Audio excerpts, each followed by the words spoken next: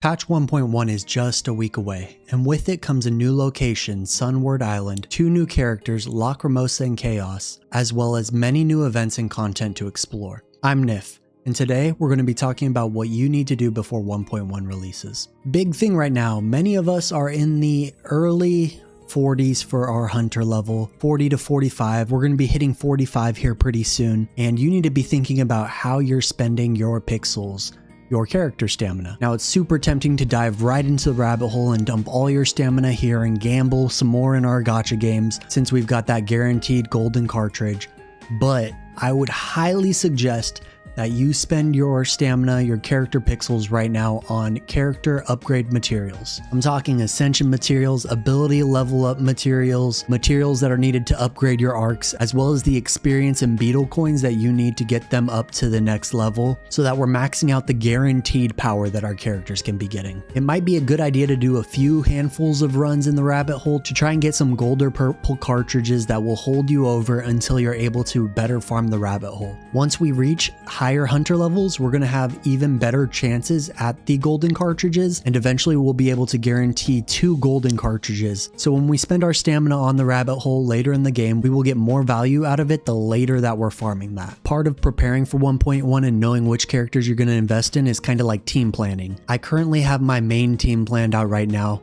It's Hattori, Nonali, Esper, Zero, and G1. I'm gathering up all the materials that I can to level up these characters so they're ready to go, but I'm also thinking about the future. If you haven't seen it yet, I have a previous video about pre-farming for Lacrimosa, and I will have one up for Chaos as well in the not so distant future. But if you intend on playing Lacrimosa, especially day 1 of the patch, start pre-farming for her, get those materials ready so that as soon as you unlock her, you could ascend her to your account's maximum level and be playing with her right out the gate. I already know that I intend on playing with Sakiri and Haniel, so I'm prioritizing leveling them up and getting them ready.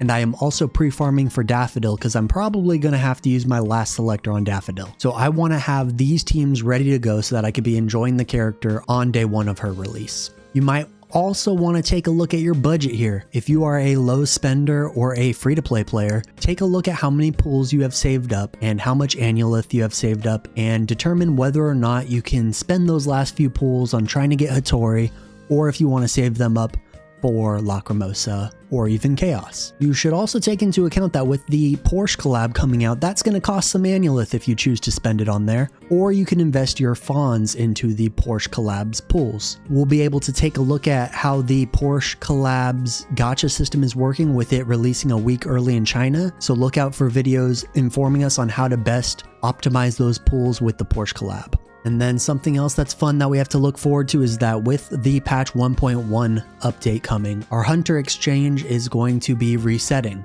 So this extra 40 Annulith I'm able to buy with fawns and these extra 3 tri-keys that I'm able to buy, I was able to achieve the maximum amount that I'm able to as somebody who's not buying fawns with in-game currency. I was able to reach Tycoon level 30, which allowed me to purchase the keys and the Annulith. And those should be resetting once we reach 1.1. We've also got the Spiderwood for our little beetle coin box. Buy these out because that's a daily that you don't want to miss out on for the extra beetle coins that it generates for your account. The Spiderwood will not be resetting. They will help you to reach max level for that little box in your house. You can also consider spending your fawns on any of these materials here. It is up to you to pick whether or not and determine whether or not these extra materials bring value to your account in exchange for the fawns that it's going to cost. Because you could be spending fawns that might end up being Porsche collab pulls for yourself, but maybe you value these materials more than pulling for that sweet Porsche or that sweet main character skin. We are also going to have our Lost Exchange shop resetting. This won't be resetting with patch 1.1, it will be resetting a few days earlier at the start of June, but this is going to give us access to some more standard banner pools, some more limited banner pools, some tri-keys, some fawns, maybe even some fluffy cotton for your favorite character. So look forward to that a few days from now when we reach June and get all these extra materials added to our account.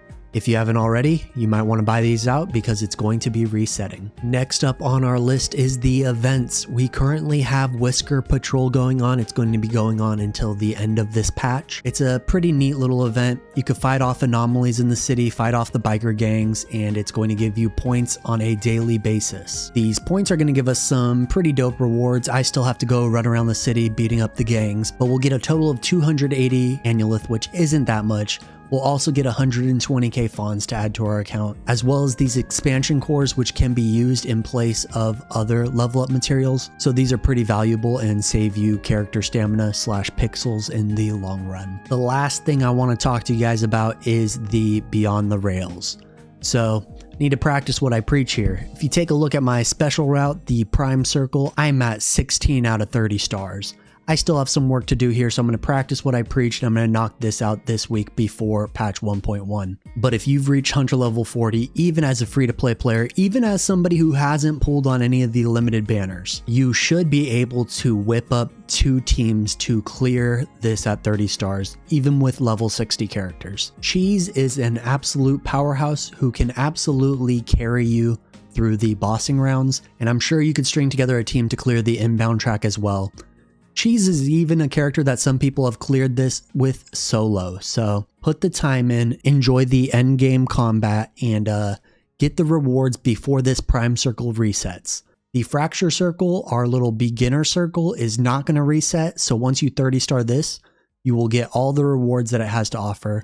However, this 750 annulith, as well as the train logs, that's going to reset every patch, and that's going to give us a steady stream of 750 annulith every patch. These train logs are also going to be reset. You can farm these up and they can be traded in for materials, and these will help you progress your account in the long run with the materials. Some smaller closing thoughts before we go. If you haven't already, clear out this journal. Get rid of all these quests. Do the main story quests so that you're all caught up for 1.1. Do the spin-off episodes. For example, Lacrimosa's spin-off episode is required to get the most out of her skill.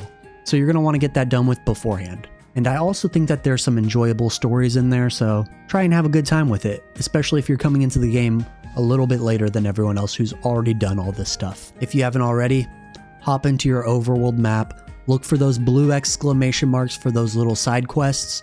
Knock those out. Those will give you valuable hunter experience, which will help you reach the next hunter level as fast as you can, like going in Hunter x Hunter. Go collect all the oracle stones that you can, and make sure you're spending your city stamina, your character stamina, doing your pink paws so that you are ready to go for 1.1. At the end of the day though, the game is not a race. Take your time, enjoy the game however you choose to enjoy the game. Patch 1.1 is almost here and I'm super excited. I've had a really fun month making content for you guys and it's been a blast. Let me know down in the comments what you're most looking forward to in patch 1.1, and if I missed anything that you think you need to get done with before the patch ends, let me know that as well.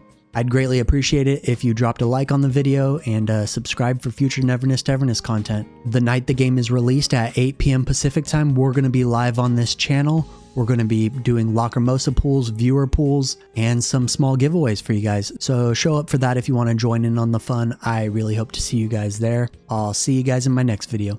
Peace.